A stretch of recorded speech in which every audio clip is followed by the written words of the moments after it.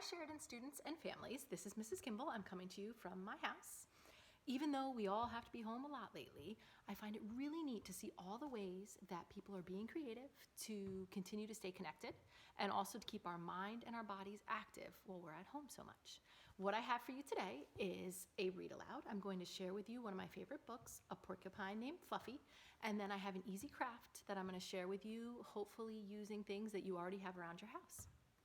So here we go, A Porcupine Named Fluffy. When Mr. and Mrs. Porcupine had their first child, they were delighted. Now he needed a name.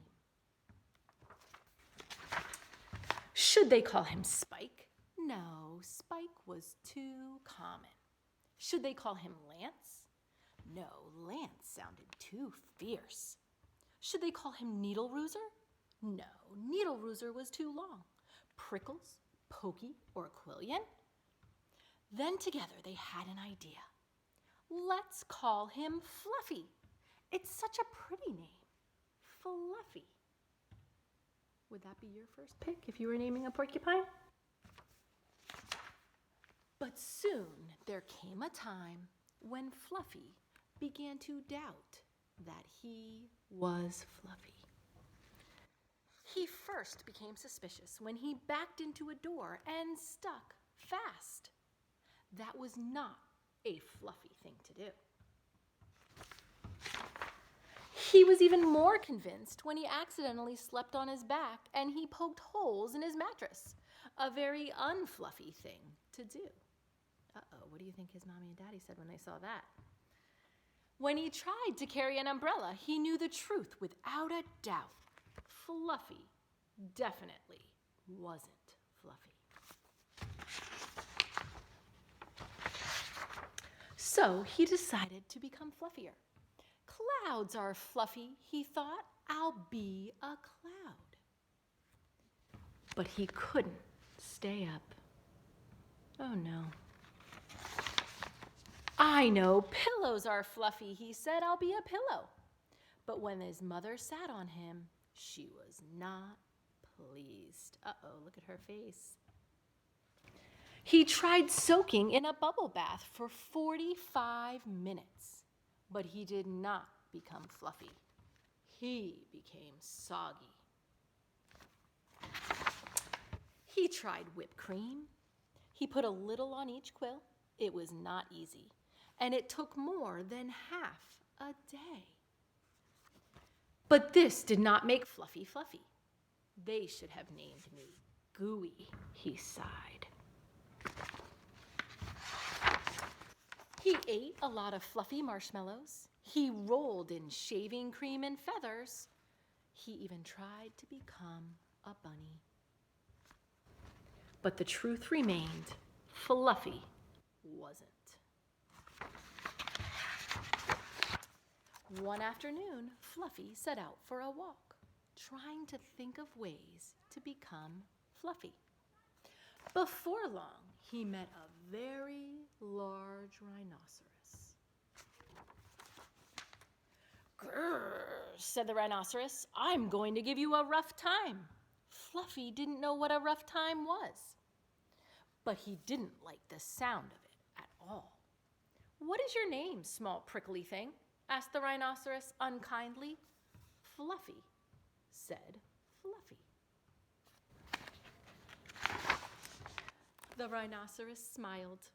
He giggled, then he laughed out loud. He rolled on the ground, he jiggled, and he slapped his knees. He roared with laughter. Oh no, I bet that didn't make Fluffy feel too good. "A porcupine named Fluffy?" howled the rhinoceros. Fluffy was embarrassed, but he tried to be polite. "And what is your name?" he inquired. "I can't say it," giggled the rhinoceros. "Hubert?" suggested Fluffy. "Oh, help, I just can't say it. I'm laughing so hard," said the rhinoceros. "Harold? Or maybe Herman?" asked Fluffy. "No," gasped the rhinoceros. It's Hippo! Hippo? A rhinoceros named Hippo? Fluffy now smiled. He giggled, then he laughed out loud.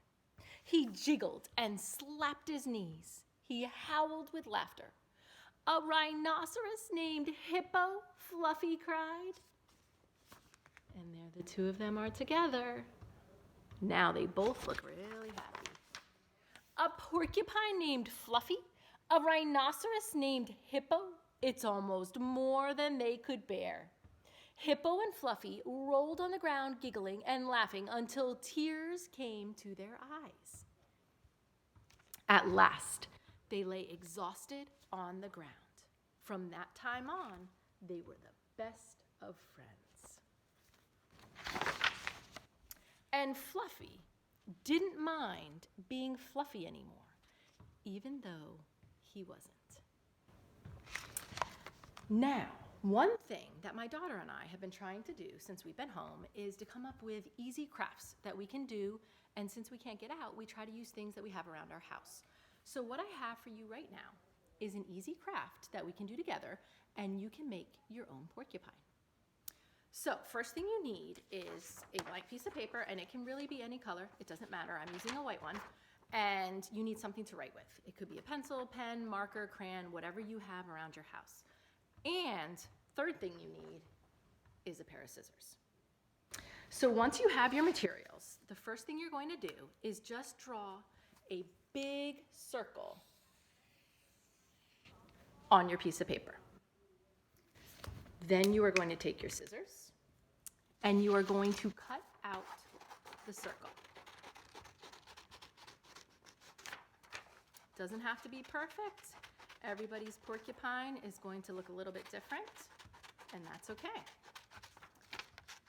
Now, once you cut out your circle, you are going to cut your circle in half. And for the craft, you're really only going to use one of the halves of the circle. Now, for the porcupine, he is going to have a little bit of a triangular nose.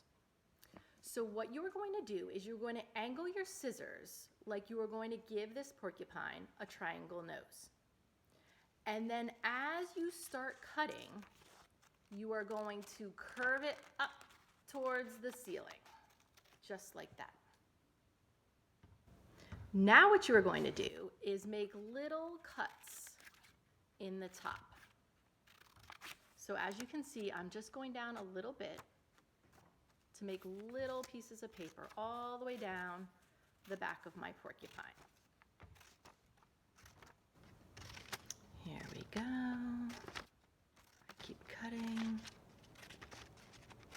And that will make the spikes or the quills of my porcupine. And you can kind of fluff them out so that you can see the texture of the porcupine quills.